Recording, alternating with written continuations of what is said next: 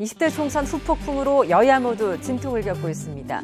새누리당은 총선 참패 이후에 비상대책위원회 체제로 들어갔지만 비대위원장직을 놓고 파열음이 계속되고 있고 더불어민주당 역시 김종인 비대위 대표의 차기 당대표 추대 움직임을 놓고 신경전이 거센데요.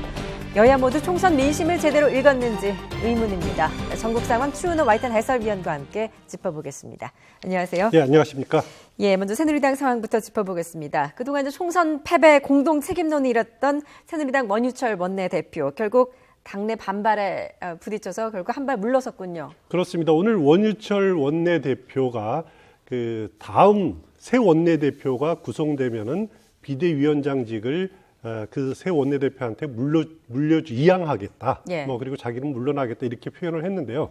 지금 다 아시다시피 원유철 원내대표는 이미 그 해체된 최고위원회에서 비상대책위원장으로 추대되지 않았습니까? 그렇지만은 이건 상징적인 의미의 추대고요. 그거를 추인을 받아야 됩니다. 당 정식 기구인 전국위원회에서 비상대책위원장으로 추대를 받고 거기서 그 추인을 받고 그리고 비상대책위원도 거기서 추인을 받아야 하는 절차가 남아 있는데 당초 원유철 원내대표는 22일 이번 금요일이죠. 전국위원회를 열겠다라고 이렇게 밝혔는데 그것이 물론 이제 예정대로 진행이 될 겁니다만은 그 22일 비상대책위원장으로 추인을 받으면은 그리고 한 5월 초 정도에 새 원내대표를 아마 뽑게 될 겁니다. 그 당선인 대회를 통해서요. 그때까지만 한 2주 정도 비상대책위원장을 맡고 새로운 원내대표가 뽑으면은 그 사람한테 비상대책위원장을 물려주겠다. 그런 뜻으로 해석이 됩니다. 그렇지만 이제 당내에서는 원유철 원내대표가 아예 비대위원장직을 맡아서는 안 된다라는 목소리가 심지어 친박계 내부에서도 나오고 있는 것 같아요. 그렇습니다. 초재선 의원들을 중심으로 그 새누리 혁신 모임이라고 만들어져 있는데 그 의원들 중심으로 해서 원유철 원내대표 당신도 전직 지도부였지 않느냐. 그래서 총선 패배의 원인이 있는 사람이다. 거기다가 참패한 경기도 선거를 책임진 당사자가 어떻게 당 패배의 수습을 맡을 수 있느냐. 그래서 그 원유철 원내대표가 비대위원장을 맡는 것을 거부하는 오늘 연판장도 돌리고 있는 걸로 알고 있습니다. 여기에 친박계 의원들도 일부 그 가세를 하고 있고요.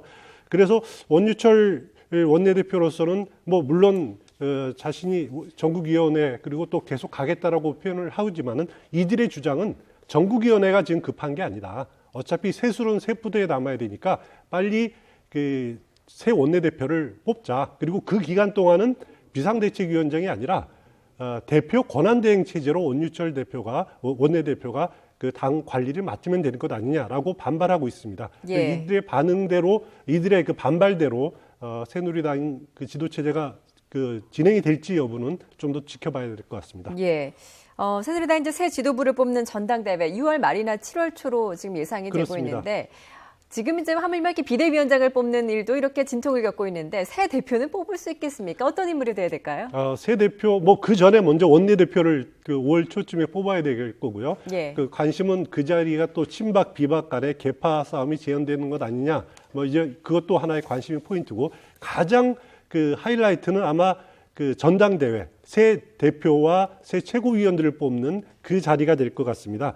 지금 총선 전만 해도 그동안 최경환 의원, 친박계 최경환 의원이 가장 유력하다 이런 분석이 지배적이었죠.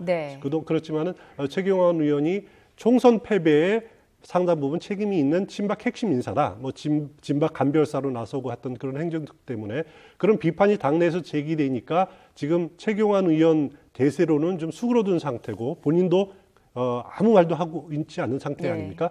물론 그 가능성이 지금 단계에서 완전히 없어졌다라고 말하기는 어려울 겁니다.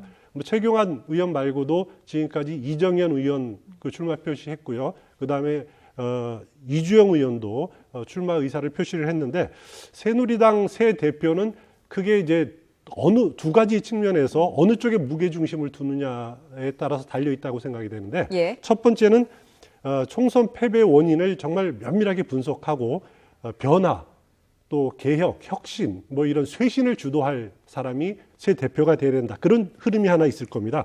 그래서 천막 당사 시절로 그런 초심으로 돌아가 가지고 새누리당의 변화를 주도하고 거기에서는 총선 민의를 겸허하게 수렴하고 그걸 반영시킬 그런 적인 사람을 찾아야 된다라는 거. 그런 흐름 하나. 또 하나는 그 박근혜 대통령 임기 후반기 22개월 동안 남은 그 임기를 그래도 박 대통령이 개혁 작업을 뒷받침할 수 있는 그런 당 대표가 돼야 된다. 그래서 정권 재창출의 토대를 마련해야 된다. 그런 흐름이 하나 있을 겁니다. 그 두 가지 흐름 중에서 어떻게 조화를 이루고 어떤 측이 우세하느냐에 따라서 아마 그 결정이 될 가능성이 높은데요. 제가 보기에는 제일 중요한 거는 일단 총선 민의를 온몸으로 받아들일 사람이 누구냐. 그게 가장 일차적인 것이고요. 그걸 토대로 변화된 성적표를 새누리당의 변화된 그 모습, 변화된 성적표를 국민들한테 어떻게 제시할 수 있는지, 또 친박 비박 간의 그런 개파 투쟁을 슬기롭게 헤쳐나가고 때로는 청와대와의 갈등도 감수하면서 이렇게 슬기롭게 풀어나갈 인물이 누가 있는지 한번 곰곰이 생각해 보면은 전 뭐 투표권은 없습니다만 나타나지 않을까라는 생각이 됩니다. 알겠습니다. 앞으로 이제 새누리당 내부의 좀 분위기도 좀 살펴보겠습니다. 또 무소속 당선자들의 복당 문제가 또 다른 현안인데요. 이 복당 문제도 좀 개파 간에 좀 이견 차이가 좀 더 드러나고 있는 것 같아요. 그렇습니다. 그 개파 간에 좀 미묘한 갈등이 있는데요. 그 새누리당에서 여기서 명심해야 될 것이 지금 122명이 당선됐죠. 7명을 더해도 129명입니다. 결국 그 여대야 20대 국회 130대 170의 구도가 전혀 바뀌는 것이 없다라는 거죠. 그걸 가지고 7명을 다 영입한다, 선별 영입한다 하는 것 자체가 국민들한테 보여주는 것은 이것은 국회 내에서 자기 자리 차지하기 위한 것 아니냐. 국회의장 차지하기 위해서 일당이 돼서 또 상임위원장 좀 더 가져가기 위해서가 아니냐. 이런 부정적인 시각이 많다라는 것 새누리당 좀 명심해야 될 것 같고요.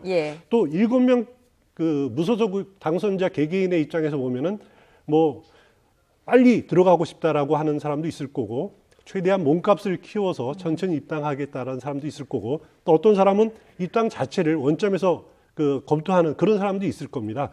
그렇지만 또 받아들이는 새누리당 입장에서 보면은 그 일괄 복당은 좀 문제가 있지 않느냐. 국민들의 보기에는 가해자 1명, 6명 피해자라는 생각이 아직까지도 그 강한데 그래서 시차를 두고 선별 복당하는 것이 저는 바람직하지 않느냐 개인적으로 그렇게 생각이 됩니다. 또 그 7명의 성격이 또 다 다르지 않습니까? 그렇습니다. 윤상현 의원의 케이스와 또 유승민 의원의 케이스는 또 전혀 다른 것이니까요.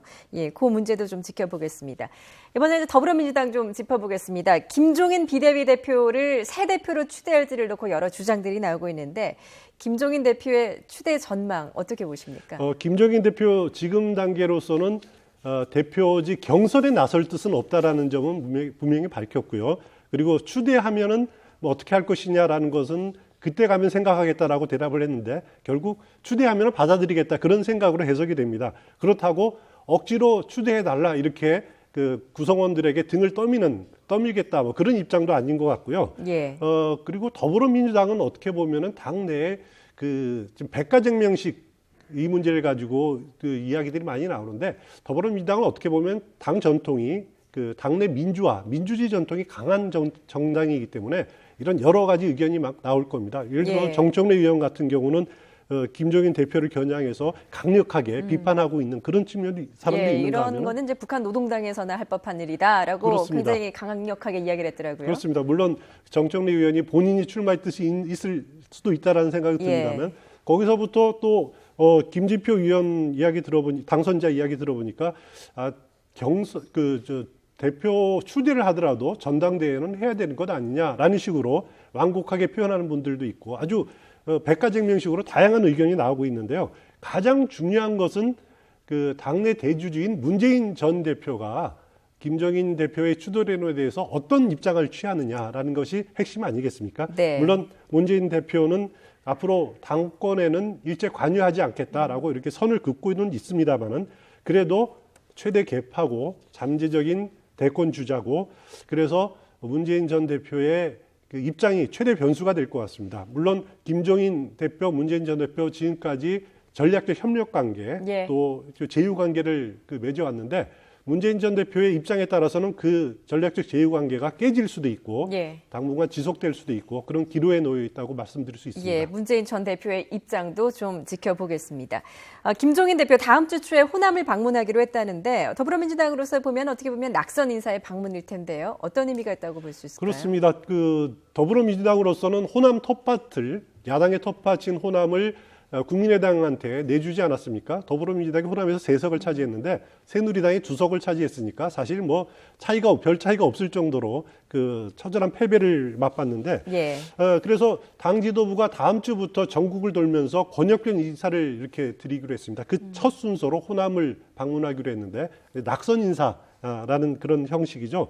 그 호남 민심이 물론 이번 선거에서 국민의당을 선택하기는 했지만은 더불어민주당으로서는 호남을 포기하고 또 제쳐두고 갈 수는 없는 입장 아닙니까? 그리고 호남에서 아직도 젊은 층들을 중심으로는 아직 상당한 더불어민주당 지지층이 있는 것도 사실이고요.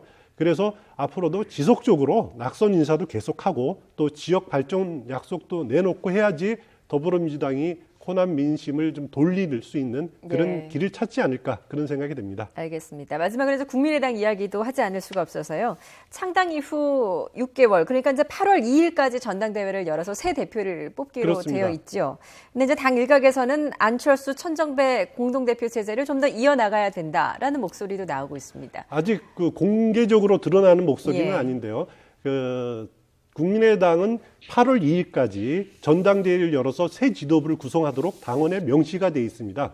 그리고 만약에 8월 2일 열면은 새로운 지도부를 뽑게 되면은 안철수 대표, 천정배 공동대표 체제가 어떻게 되느냐라고 문제가 있습니다. 왜냐하면은 국민의당으로서는 또 대통령 선거 1년 전에 당직을 맡은 사람은 또 그만두도록 돼 있습니다. 대통령 후보로 나설 경우에 그러면 만약에 여기 8월 2일 전에 열린 전당대회에서 안철수 공동대표가 다시 대표로 선임이 된다면은 불과 4개월밖에 대표직을 수행을 못한다는 거죠. 대통령 후보 나올 게 분명하니까요. 그래서 그럴 바에야 아예 당원을 이번에 고쳐서 천정배 안철수 체제를 12월까지 끌고 가자라는 주장들이 일각에서 나오고 있습니다. 물론 그러려면 또 당원을 바꾸는 문제가 있는데 국민의당 당원에 보면은 부칙에 첫 전당대회가 열리기 전까지의 당원 개정은 전국위원회에서 할 수 있도록 이렇게 또 명시가 돼 있거든요. 그래서 굳이 당원 개정을 위한 전당대회 열 필요 없으니까 전국위원회 열어서 두 체제를 12월로 연기하는 그런 주장들이 지금 설득력 있게 지금 나오고 있습니다. 그거는 지금 국민의당이 이제 체제에 막 갖췄고 또 안철수라는 얼굴을 빼고 당을 운영하는 것이 좀 문제가 있지 않느냐 그런 주장들을 지금 펴고 있는 것 같습니다. 예, 알겠습니다. 국민의당 상황도 앞으로 지켜봐야 될 부분들이 많은 것 같습니다. 지금까지 최은우 YTN 해설위원이었습니다. 잘 들었습니다.